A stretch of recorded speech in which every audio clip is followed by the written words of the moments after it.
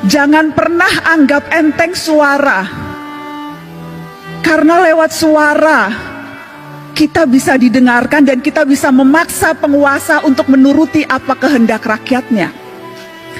Jangan mau suara kita hanya dihargai 5 tahun sekali di bilik suara doang atau pada saat pilkada.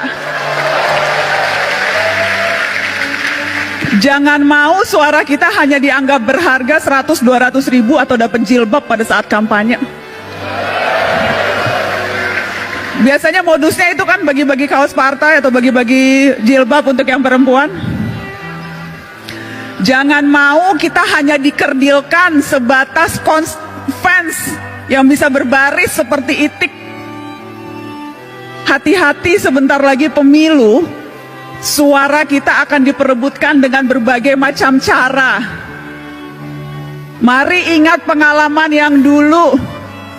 Untuk apa mati-matian membela 1 atau 2 ketika akhirnya berkumpul juga?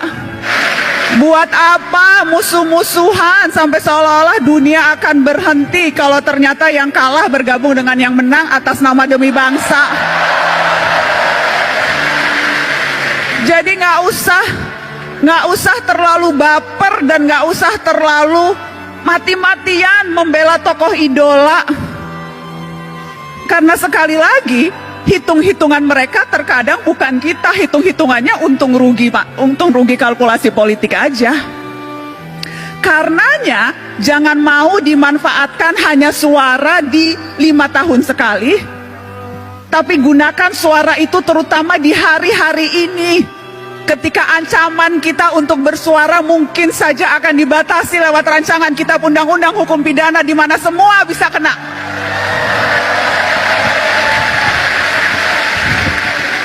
Terlalu berharga suara kita, dan saya selalu bilang ini, cuma itu yang kita punya, suara.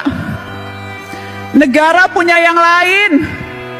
Negara punya kuasa, negara punya tentara, negara punya uang, kita punya apa? Kita punya suara.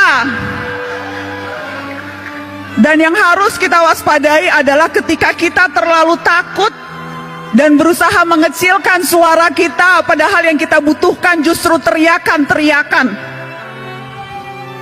Jadi ya, menjadi pemimpin, menjadi presiden itu bagus, niat mulia. Tapi perhatikan suara-suara orang yang juga tidak punya kuasa, tetapi kalau berkumpul bisa berdaya. Jadi mari rapatkan barisan. Mari rapatkan barisan dan jangan mau ditipu-tipu. Jangan mau dipergunakan hanya suaranya, tetapi ketika kita menuntut hak-hak kita yang paling dasar, sedasar kebebasan berekspresi dan berbicara, itu kita tidak didengarkan. Tetapi kakak mau menegaskan ini, adik-adik. Pergerakan jangan hanya sebatas kerumunan.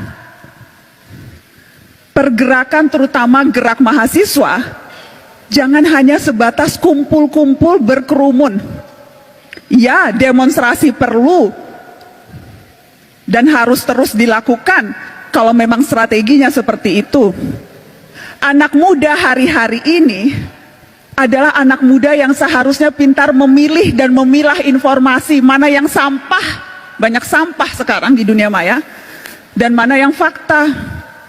Mana yang berita, mana yang opini, dan hati-hati mana yang propaganda. Dan kalau sudah yakin, sampaikan itu dengan lantang. Jangan mau ditakut-takuti polisi, suruh urus dulu tuh Verdi Sambo.